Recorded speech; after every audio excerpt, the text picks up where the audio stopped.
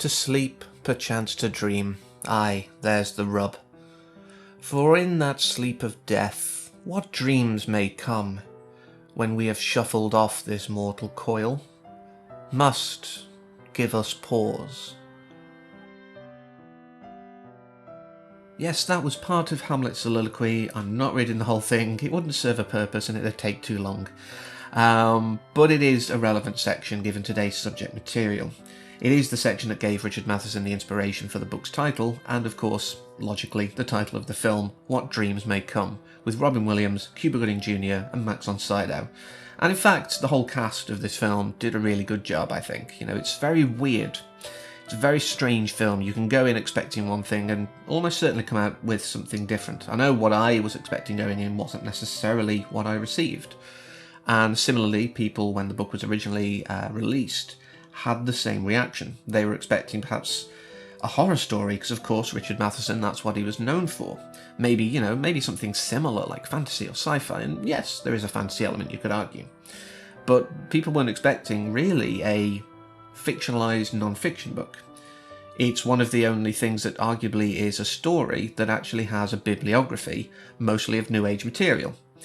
So, like I say, people have been surprised by this for a long time, and I went in, like I say, just, okay, is it going to be one of those Robin Williams late 90s kind of feel-good movies, and, you know, am I going to be like, I like the message, but maybe this wasn't good and this wasn't good? You know, am I not going to appreciate it fully? But I really enjoyed it.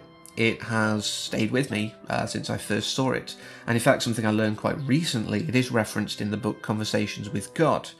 There do seem to be a lot of people who have come to it from that angle of, you know, well, what does belief in the afterlife mean? You know, what does the afterlife mean to different people? Does what you believe actually influence it? And we see in the book and the film that, in a way, I think what you believe and what you feel about yourself as much as anything guides your hand, guides your ultimate fate in this world. Now, as a musician, I of course pay attention to film scores. And this is a Michael Kamen score. You can rarely, if ever, go wrong with a Michael Kamen score. There's one other person I know who definitely does appreciate a good Michael Kamen score, and this is one. There's one particular moment where I was perhaps expecting something maudlin or mellow at least. But no, there were sweeping strings lifting us out of a sad moment, and that makes sense. Contextually, it made sense. And it was a brilliant musical choice. Obviously, you know, the director's going to have guidance and what have you in how the music's sort of set out. But the bare bones have got to be set out by the composer, and like I say, Kamen does his job well. But let's step back a second, because like I say, this is a book adaptation, and although I've not read it myself, I'm aware of its contents. I know the basic layout and how it goes, and it seems a faithful adaptation. There are things that will always change, things that will be added, things that will be removed, things that will be just tweaked very slightly, and book fans will always be up in arms about it. That's the way of the world. A one-to-one translation from book to film will almost never work. I can't actually think of an example that's ever been done that's a perfect one-to-one adaptation, let alone one that's worked, and there's probably a reason for that. So, on the basis of that, this is a very serviceable's too mild, this is a very good adaptation of the source material. But there's a few interesting elements from the book, and a couple of them do link into the film as well, but the one that doesn't is kind of more anecdotal, I suppose. But when I was looking into it, I did see a tale of Hindus actually trying to claim that this was, not that they were trying to claim, you know, rights to the book or anything, but they were trying to say that Richard Matheson had basically been inspired by their religion. His response: no, this is my own research and study and what I've cobbled together off my own interpretation of what happens when we die. Now, another interesting element was the fact that he researched near-death experience, whether you believe that it is an actual, your soul is leaving your body but told to go back or pulled back through medical intervention, or whether it's just chemicals in the brain giving you hallucinations. It's still a very interesting topic. And one of the things he found was that revived suicides actually came back with a much darker version of events, compared to the white tunnel of light that you're running down towards your loved ones. It was a lot more unsettling, a lot more unnerving, and this is very well portrayed, I think, you know, when we spend some time with Annie in that dark place. But it is interesting considering how, you know, a lot of religions do view that way. You know, you could argue if it is the chemicals in the brain, maybe it's people acknowledging that. You know, their own religious beliefs might be influencing it, I don't know. That's all conjecture on my part, but I did find that a very interesting bit of research. And like I say, it does bear out quite well in the story. And of course, anyone familiar with the classics will obviously see the parallel between the story of Orpheus and Eurydice with the story of Christie and Annie. Guy goes to hell to save his wife. Pretty simple. But a couple of other interesting bits in the book that of course are also in the film is reincarnation as a choice. And that's very counter to a lot of belief systems. Most belief systems that have reincarnation in some form are like either you go back if you've got to learn something more, or, everyone just gets reincarnated. That's, there's only a limited number of souls, I guess, or something. But it's very interesting to take that idea away and say, well, you can just chill out for a couple of millennia if you want, and then go back. Why not? Spend your afterlife how you want, and then have some new experiences to sort of think about next time. Why not? And the sort of linking into the sort of suicide idea, the sort of near-death experience research, this idea that it's very much mind over matter, or soul over matter, whatever you want to call it, essence over matter, because it is self-imposed. They state that quite clearly in the film, at least. Like I say, I can't speak for the book in this, but in the film it is clearly, it's not they're punishing Annie. No one is punishing Annie but Annie. She feels bad because she's lost all her family, and then she ended up taking her own life, and she can't come to terms with it. Like we hear, that's what most people down there are. They just can't come to terms with it, so they trap themselves in this cycle of deep depression. And that's an interesting thing to look at it from.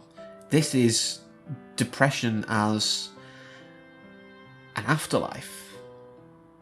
Often, I think in most cases, that's also the cause of why they're there. They can't escape it.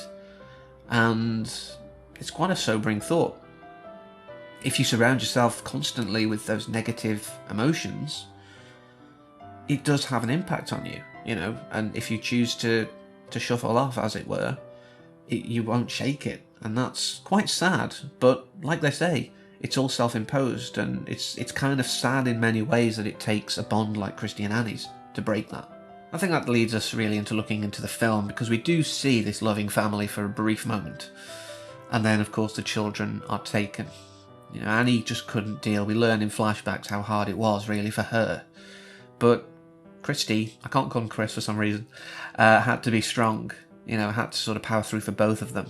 He didn't deal any better. He wasn't, oh, it's fine, we'll carry on. But he had to be, because one of them had to be. Otherwise, they wouldn't have gone on, I don't think. It would have been a very different outcome. And he had to be the strong one. It's what led to the Double D anniversary, as we learn, and things like that. But it did remind me of the moment in The Two Towers, Theoden says, no parent should have to bury their child. And there is actually a personal story that Bernard Hill referenced for that. I'd recommend looking into it. It's very moving tale, and I'm not going to ruin it by telling it. I think it's best coming from source. But it did remind me of that, and it is something that we still hold to this day. We know that accidents can happen, and terrorist attacks and things like that can happen, but the natural order of things is parents live, have children, nurture them, help them grow, then the parents go, and the children repeat the cycle. That's the natural order of things, really. And when that order's broken, it is hard to deal with. But of course, as we see, it gets even harder for Annie when he gets into the car accident. He has no choice in the matter. And I find it very interesting, the next sort of montage, really, I suppose, for want of a better word, where he's hanging around her, and he even tries to kind of almost influence like an automatic writing situation. And I was thinking, I'd forgotten when I was rewatching it to take notes, but I was thinking, this is quite cruel. And then, of course, Albert, that'll come into play later, says, reality is it's over when you stop wanting to hurt her.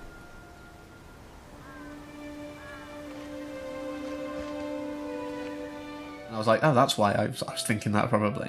But it is, we think of like ghosts clinging on, or spirits clinging on, whatever you want to call it, to the living, and we think of it as a kind of romantic ideal, like, oh, you couldn't let them go.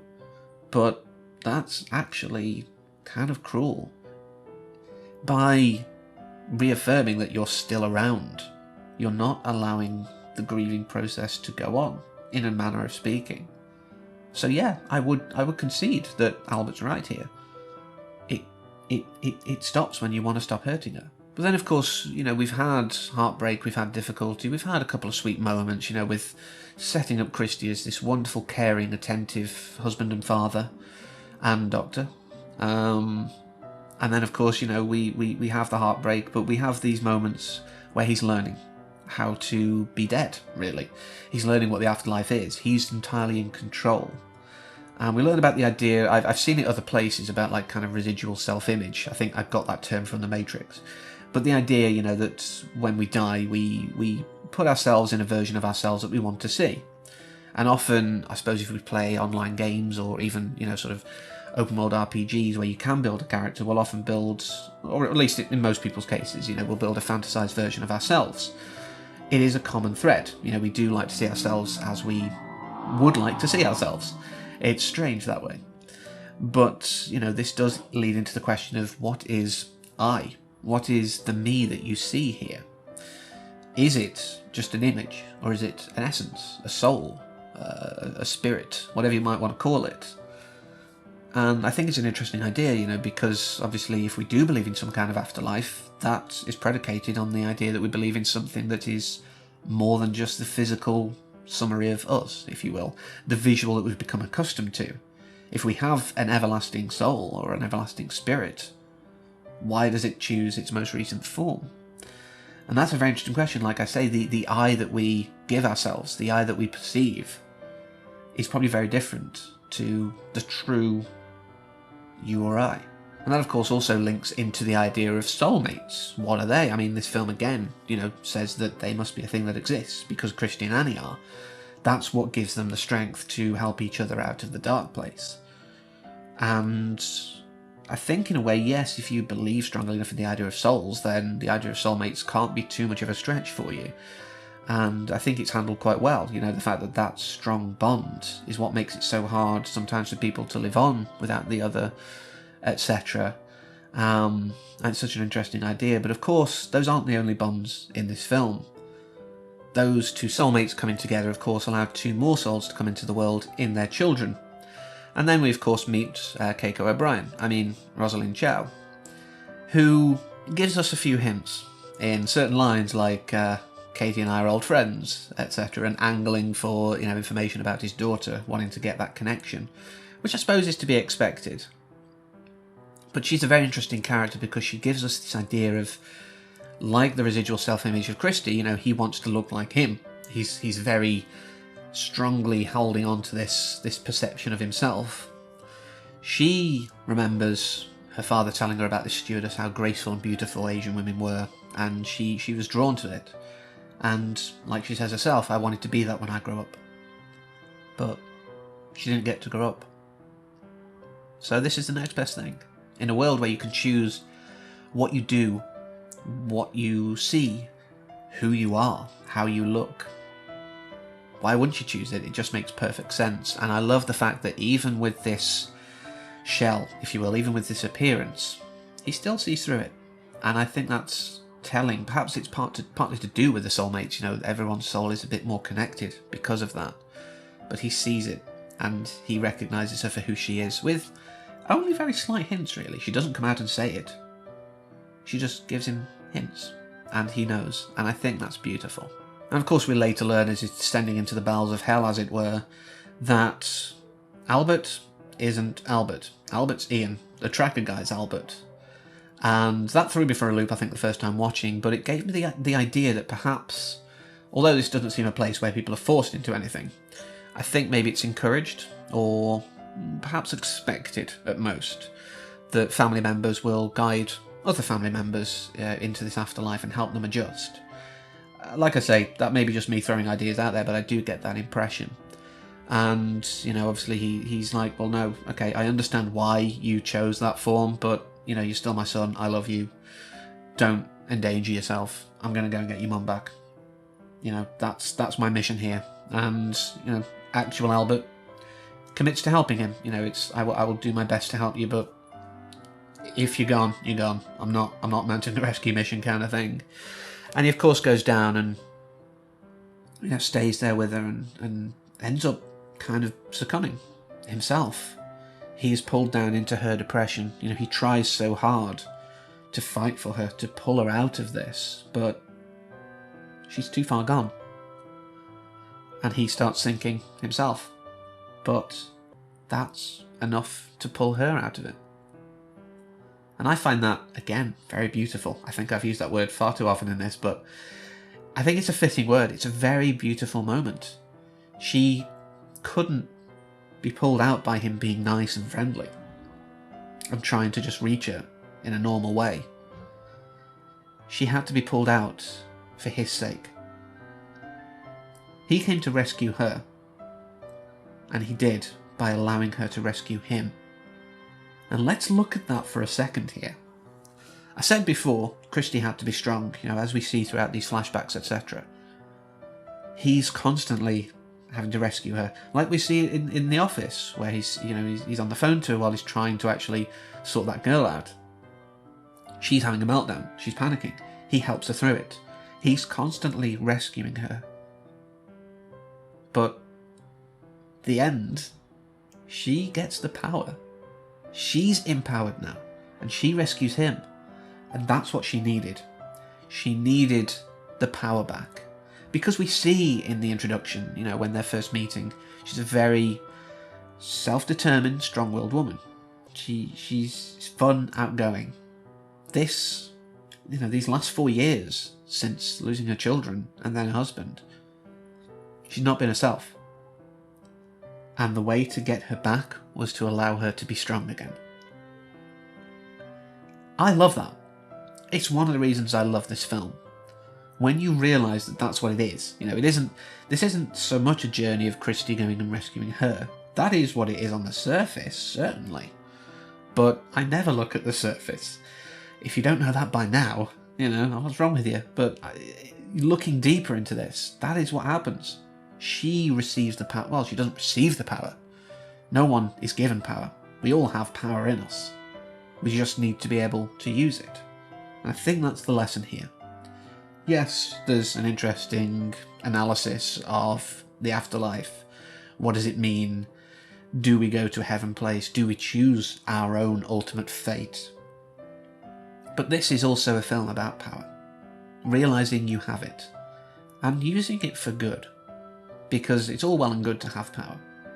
But unless you use it in the right way, you may as well have none. And Christie uses his power in the right way. And he regains her awareness of her power, and they use it in the right way, and they come back to Earth. They live again, after a little break. And I think that's beautiful. You know, just a wonderful way to end it. They're meeting again, because of course they're soulmates, they're destined to. They are drawn together like two very strong magnets. And yeah, this film is a multifaceted piece, you know. I love it, and I think it deals with the very difficult subject matter of what happens after we die very well. And it gives me a lot of hope, you know, even though obviously a few weeks ago I did a video saying, I don't know, you know, there could be a God, there could not be. The afterlife and things like that, you don't need a religious angle, as we see in this film. There is no explicit mention of God aside from in this one scene. Where's God in all this? He's up there. Somewhere. Shouting down that he loves us. Wondering why we can't hear him. You think? Yeah, that bit at the end, I think, is everything we need. But that's a sidebar. You know, like I say, this is a film not just about death, not just about souls, not just about what happens after we die, but about power. And in case I haven't said it enough, I love this film. So until next time, as always, take care.